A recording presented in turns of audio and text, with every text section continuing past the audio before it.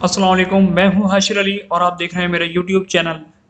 दोस्तों, आज मैं फिर से इन पेज के 13वें सबक के साथ हाजिर हुआ हूं और इस सबक में मैं आपको इन पेज के फॉर्मेट मेन्यू में पैराग्राफ की सेटिंग समझाने वाला हूं, जो कि इन पेज के प्रोफेशनल यूजर्स के लिए बहुत ज़रूरी है। फॉर्मेट मेन्यू में पैराग्राफ की सेटिंग के कुछ ऑप्शंस टेक्स्ट एडिटिंग रिबन बार के मेन इंटरफेस पर मौजूद नहीं होते। मसलन अगर हमें पैराग्राफ की फर्स्ट लाइन या पूरा पैराग्राफ कुछ फासला छोड़कर लिखना हो, या पहली लाइन पर बुलेट के साथ नीचे वाली दूसरी लाइन उसी फासले से शुरू करनी हो जहां से आपका पहला हरूफ लिखा गया था, तो इस तरह करने के लिए हमें फॉर्मेट मेन्यू में जाकर पैराग्राफ की सेटिंग बदलनी पड़ती है, जो कि टेक्स्ट एडिटिंग रिबन बार के मेन इंटरफेस पर मौजूद नहीं होती।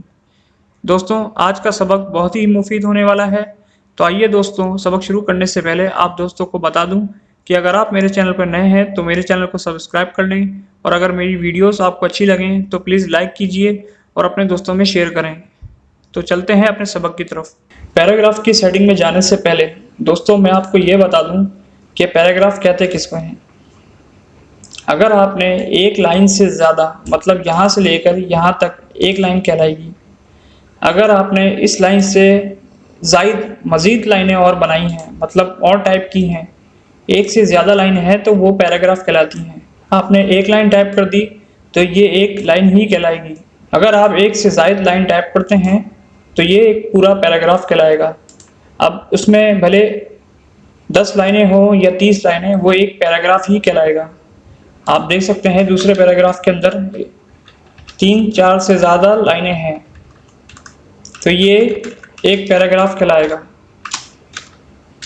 आप देख सकते हैं यहाँ से यहाँ तक जो मैंने सिलेक्शन की है ये पूरा पैराग्राफ है, और इसमें भले 4 लाइनें हैं लेकिन ये भी एक पैराग्राफ ही कहलाएगा। तो अमूमन हम जब टाइपिंग करते हैं तो पैराग्राफ की सेटिंग जो है, हम एक टैब के बटन को प्रेस करके यहाँ से यहाँ तक की जो स्पेसिंग मैं कर्सर से दिखा रहा हूँ यहाँ तक शो करते हैं। मतलब एक टैब देकर हम एक पैराग्राफ को नुमाया करते हैं। इसी तरह दूसरे पैराग्राफ को हम इस तरह की सेटिंग देकर नुमाया करते हैं। Normally setting text editing ribbon bar, ये जो आप देख रहे हैं इसके अंदर जो पैराग्राफ की सेटिंग दी गई है, ये इसकी नॉर्मल सेटिंग रखने के लिए है। अगर आप इसको जस्टिफाई रखना चाहते हैं तो आप ये वाले ऑप्शन को प्रेस करके आप इसको जस्टिफाई कर सकते हैं। और अगर आपने लेफ्ट मार्जिन से शुरू करने हैं तो यहाँ से क्लिक कर सकते हैं, राइट से शुरू करने हैं तो राइट के लिए आप यहाँ से शुरू कर सकते हैं। इसी तरह इसमें सेंटर लाइन है, अगर आप सेंट्रलाइज इसको करते हैं तो ये सेंट्रलाइज होकर आएगा। मतलब ये राइट वाली साइड और लेफ्ट वाली साइड ये दोनों सेंट्रलाइज होकर आएंगी। फोर्स जस्टिफाइड, आप ये देख सकते हैं ये फुल जस्टिफाइड है। अगर मैं इसको इस तरह कर दूंगा तो इसकी लास्ट वाली लाइन भी ऊपर वाली लाइनों की तरह जस्टिफाइड होकर आएंगी। तो ये तो हमारी नॉर्मल सेटिंग कहलाती है जो हम मेन टाइपिंग के दौरान करते रहते हैं। लेकिन इसमें फॉर्मेट मेन्यू में जाकर पैराग्राफ की सेटिंग, पैराग्राफ में अगर आप इन दो ऑप्शन को देखते हैं तो इन दो ऑप्शन को, जैसे कोई आप पैराग्राफ इक्तबास की सूरत में लिखना चाहते हैं, मतलब वो दोनों साइडों से स्पेसिंग के साथ एक सेंट्रलाइज वाली शक्ल में जो आते हैं, जिस तरह हम शेर और शायरी लिखते हैं तो वो एक सेंट्रलाइज होकर सारा एरिया बराबर होता है। अगर मैं इस लाइन को मैं आपको करके दिखा देता हूँ, पैराग्राफ में जाकर बिगिनिंग और एंड लाइन, अगर मैं इसको 1.5 इंचेस और एंड में भी 1.5 इंचेस रखता हूँ तो क्या होता है, तो आप देख सकते हैं ये एक ही शक्ल के अंदर सेंट्रलाइज होके आ रहा है। मतलब राइट हैंड से भी उतनी स्पेसिंग है जितनी लेफ्ट से। तो पैराग्राफ की सेटिंग के अंदर मैं आज आपको यही समझाने जा रहा हूँ कि मज़ीद सेटिंग और किस तरह की जाती है।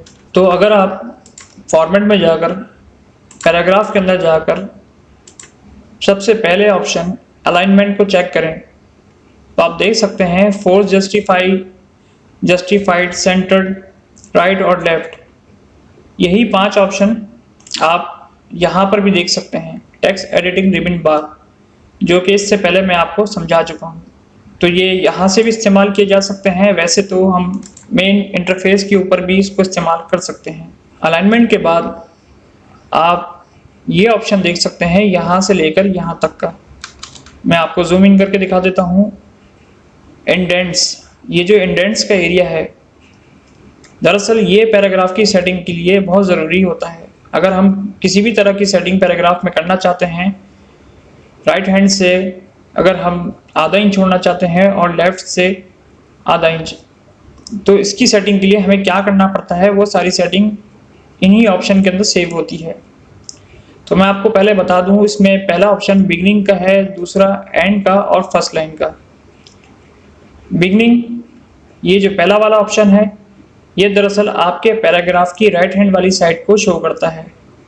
मतलब अगर आप बिगनिंग पर, किसी भी पैराग्राफ की बिगनिंग पर, मैं आपको यहाँ से दिखा देता हूँ, ये हमारे पैराग्राफ की बिगनिंग है, यहाँ से लेकर यहाँ तक का एरिया, और इसका लेफ्ट वाला एरिया ये है पैराग्राफ का एंड।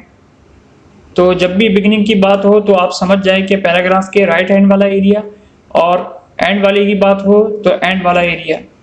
लेकिन ये जो तीसरा ऑप्शन है, ये सिर्फ फर्स्ट लाइन की बात कर रहा है। मतलब आप अगर इसमें कुछ नंबर्स वगैरह डालेंगे तो पहली ही लाइन इस पर अफेक्ट होगी, पूरे पैराग्राफ पे कोई फर्क नहीं पड़ेगा। अगर मैं आपको यहाँ पर बिगिनिंग में पैराग्राफ सेलेक्ट करने के बाद, अगर मैं पैराग्राफ सेलेक्ट करता हूँ और इनको मैनुअल सेटिंग से हटा देता हूँ, तो आप देखिएगा यहाँ क्या फ़र्क पड़ता है। सिलेक्शन करने के बाद फॉर्मेट मेन्यू में जाकर पैराग्राफ, या फिर आप कंट्रोल जी से भी जा सकते हैं। अगर मैं बिगिनिंग पर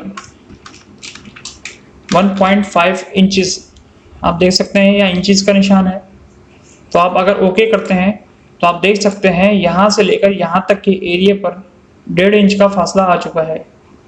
तो पूरे पैराग्राफ को उसने 1.5 इंच के फासले पर जस्टिफाई कर दिया। मतलब राइट हैंड के फासले पर आपका 1.5 इंच मार्जिन है। इसी तरह सेलेक्ट करने के बाद अगर आप Alt और G, ये शॉर्टकट की है इसकी, आप इससे भी जा सकते हैं। अगर आप पैराग्राफ के एंड वाले हिस्से पर, पूरे पैराग्राफ के एंड वाले हिस्से पर 1.5 इंचेस, यहाँ पर भी इसी तरह का फासला रखते हैं, तो देखिएगा ये पूरा सेंट्रलाइज होकर आ चुका है। तो यहाँ और यहाँ ये दोनों तरफ एक ही गैप रखा गया है। तो आप समझ गए होंगे कि बिगिनिंग और एंड से क्या फ़र्क पड़ता है। मैं इसको नॉर्मल कर देता हूँ।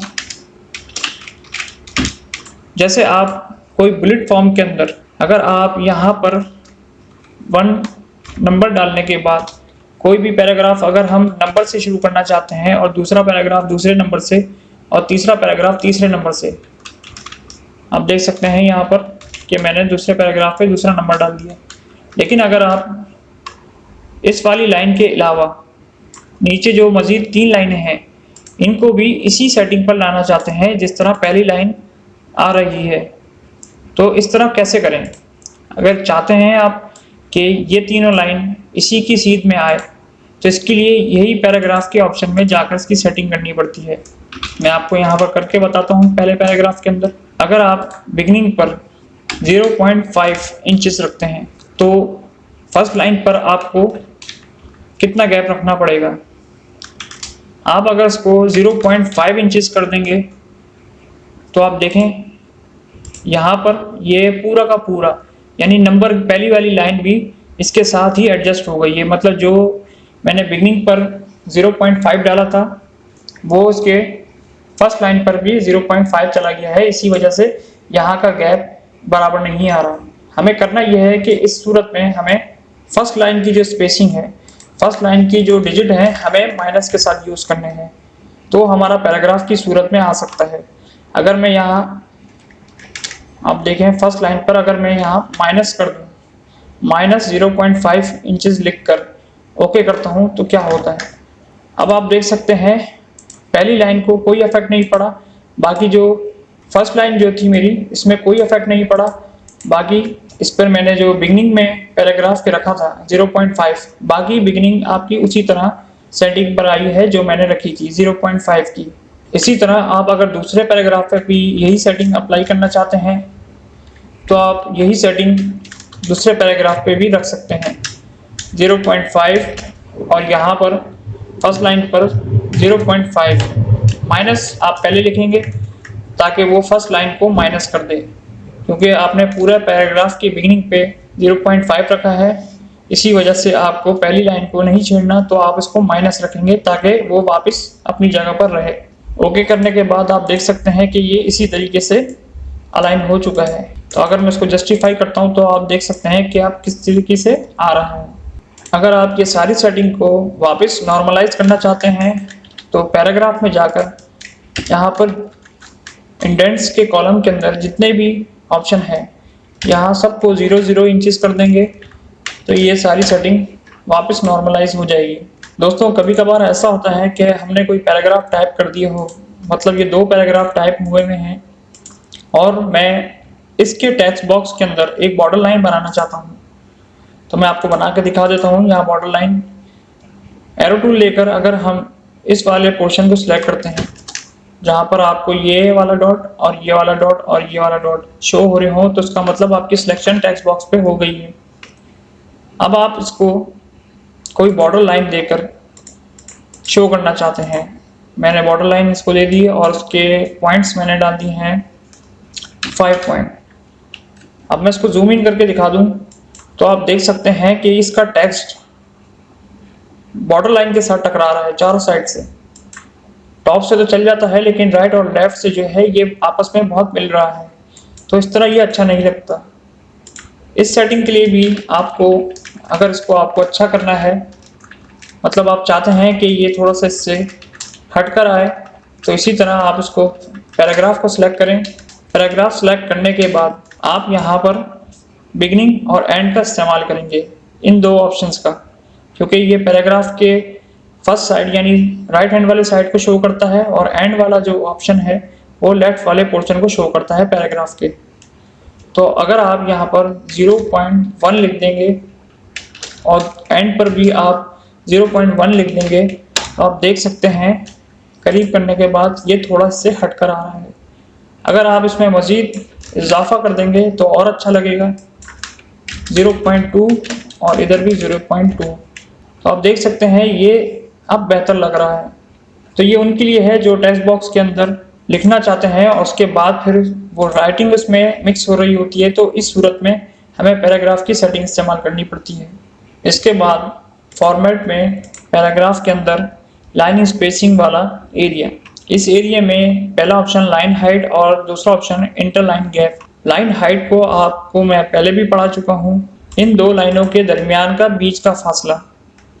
अगर आप इन 2 लाइनों के दरमियान का फासला, यानी अगर पूरे पैराग्राफ में आपके लाइन स्पेसिंग ज़्यादा है तो आप यहाँ पर भी इसको देख सकते हैं। मैंने पिछले सबक में आपको इसके बारे में बताया था टेक्स्ट एडिटिंग के रिबन बार के अंदर। फॉर्मेट में जाने के बाद पैराग्राफ की सेटिंग में आप यहाँ देख सकते हैं ऑटो हुआ है, जिस तरह यहाँ पर ऑटो शो कर रहा है वहाँ पर यहाँ पर भी ऑटो शो कर रहा है। अगर आप फॉन्ट के मुताबिक, अगर मेरा नॉर्मल फॉन्ट 18 है तो इससे 6 गुना मतलब 6 पॉइंट ज़्यादा आप इसमें ऐड करें। अगर आपको उसकी नॉर्मल स्पेसिंग रखनी है तो आप 18 पॉइंट के अंदर 6 ऐड कर दें। अगर आप 23 या 24 यहाँ रखते हैं तो आप देख सकते हैं कि इस फासले पर ये आराम से पढ़ा जा सकता है, जो कि अच्छा भी लगता है।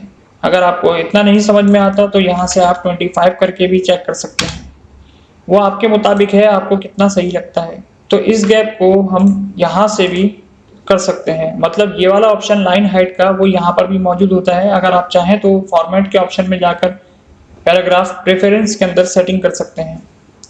इसी तरह इसमें दूसरा ऑप्शन इंटरलाइन गैप का है। इस ऑप्शन के बारे में भी मैं आपको बता चुका हूँ, ये ऑप्शन यहाँ शो होता है। इस ऑप्शन के नीचे, बिल्कुल ही नीचे इंटरलाइन गैप का ये वाला ऑप्शन है। ये ऑप्शन आप देख सकते हैं कि अगर मैं इसको नॉर्मल रखूँ यानी ऑटो पे रखूँ, इस पैराग्राफ को मैं ऑटो पे रख देता हूँ, तो आप देख सकते हैं इस पैराग्राफ की सेटिंग और इस हेडिंग की सेटिंग, इनके दरमियान का फासला एक ही है। तो इस तरह अच्छा नहीं लगता। हेडिंग के बाद, मेन हेडिंग के बाद इसमें ज़्यादा फासला होना चाहिए। तो जिस वर्ड पे भी या जिस हेडिंग पे भी आप जिस लाइन पे भी कर्सर रखेंगे वहाँ पर इंटरलाइन गैप का इस्तेमाल किया जा सकता है। अगर आप इस लाइन के अलावा इस लाइन पर इन दोनों के दरमियान आप गैप ज़्यादा रखना चाहते हैं तो यहाँ पर भी इस्तेमाल कर सकते हैं, वरना हेडिंग पे भी कर सकते हैं।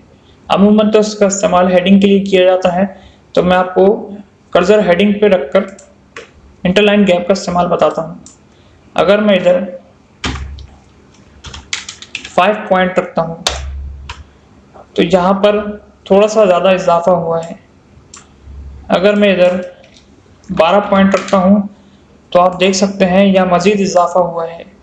तो इस तरह थोड़ा मिनिमम, थोड़ा वाज़ेह फ़र्क ना पता चले, बस थोड़ा बहुत फ़र्क पता चले, उसके लिए यहाँ पर इंटरलाइन गैप का इस्तेमाल किया जाता है। दोस्तों, पैराग्राफ में जाने के लिए पहली कमांड तो मैंने आपको बताई Alt T और G, यानी Alt का बटन प्रेस करते हुए प्लस T और G आप ये दबाएंगे तो आप इस तरीके से भी पैराग्राफ में जा सकते हैं, वरना आप Ctrl G ये कमांड भी दबाएंगे तो आपका पैराग्राफ प्रेफरेंस खुल जाएगा।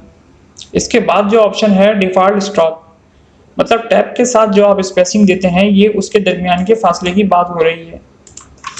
अगर 0.5 की जगह मैं 1 इंच यहाँ रख दूँ तो आप देखिए यहाँ पर 1 इंच का टैब हो चुका है। इसके अलावा मज़ीद अगर मैं टैब देता हूँ तो वो 1 इंच के हिसाब से लगते रहेंगे। अगर मैं यहाँ 0.5 रखूँ जो कि नॉर्मल सेटिंग होती है तो इस पर ये अपनी नॉर्मल सेटिंग पे आ जाएगा। इसके अलावा ब्रेक्स वाला ये ऑप्शन जो है वो आप जैसी है वैसी ही रहने दें, इसको चेंज करने का कोई फायदा नहीं, ना कि ये ज़रूरी है। इसके बाद पैराग्राफ स्पेसिंग, इसमें आप 2 ऑप्शन दे सकते हैं, बिफोर और आफ्टर। बिफोर से मुराद ये है कि अगर ये पैराग्राफ को आप सिलेक्ट करते हैं और बिफोर पर कोई वैल्यू ऐड करते हैं तो जो वैल्यू ऐड आप करेंगे उस पर जो असर पड़ेगा उसकी ऊपर वाली स्पेसिंग पर पड़ेगा। मतलब अगर ये पैराग्राफ सिलेक्ट करने के बाद या इस पर कर्सर रखने के बाद पैराग्राफ में जाकर मैं यहाँ बिफोर पर 5 इंचेस रखता हूँ तो आप देख सकते हैं कि यहाँ से लेकर यहाँ तक का फासला, कर्सर मैंने इस पर रखा था लेकिन इससे यानी बिफोर पर अफेक्ट पड़ा। मतलब पैराग्राफ का बिफोर इसकी टॉप वाला ऑप्शन होगा, टॉप वाली हेडिंग होगी, तो यहाँ पर 5 इंचेस आ चुका है। अगर इसको मैं नॉर्मल पे रखूँ, मतलब जितनी नॉर्मल स्पेसिंग दी जाती है, अगर मैं इसको 1 इंच पे कर दूं तो आप देख सकते हैं यहाँ पर 1 इंच का फासला आ चुका है, ये बिफोर कहलाएगा। इसके बाद इसमें आफ्टर का ऑप्शन है, इसी तरह ये आफ्टर पे भी इसी तरह अप्लाई किया जाएगा। अगर इस पैराग्राफ के बाद यहाँ पर मैं जितनी भी स्पेसिंग देना चाहता हूँ उसके लिए आफ्टर का यूज़ होगा। कर्सर यहाँ रखने के बाद आप अगर आफ्टर पर 2 इंच की वैल्यू डालते हैं तो यहाँ से लेकर यहाँ तक का 2 इंच का एक फासला हो गया।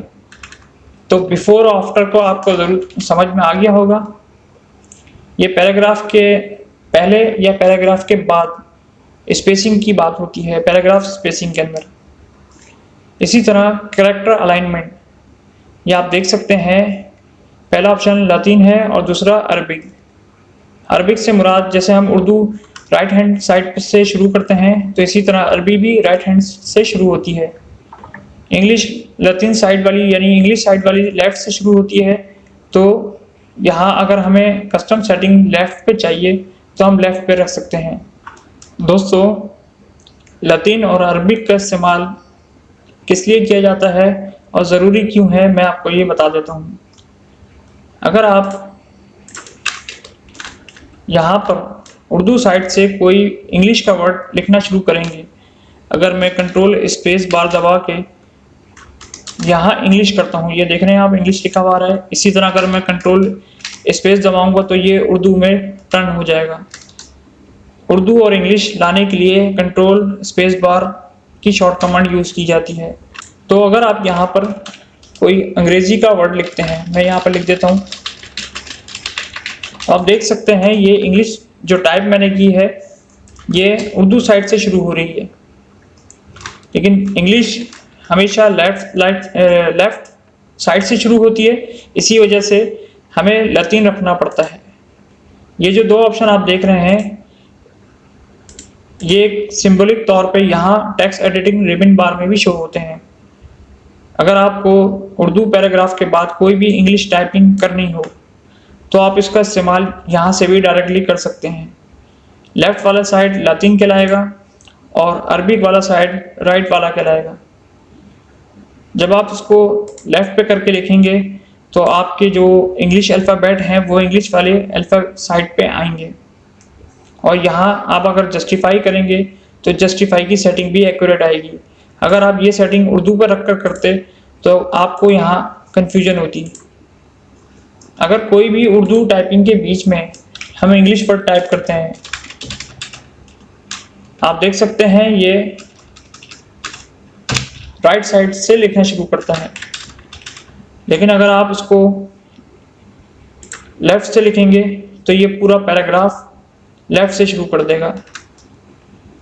तो किसी भी उर्दू वर्ड के बीच में इंग्लिश लिखने के लिए आप इसको अरबिक सेटिंग पे रखें, लेकिन अगर पूरा पैराग्राफ आपको इंग्लिश लिखना हो उसके बाद कोई उर्दू हो तो इंग्लिश लिखते वक्त आप उसको यहाँ से लेफ्ट पे रख सकते हैं। तो दोस्तों, आज आपने देखा है पैराग्राफ की सेटिंग के बारे में, और उम्मीद करता हूँ कि आपको बहुत कुछ सीखने को मिला होगा।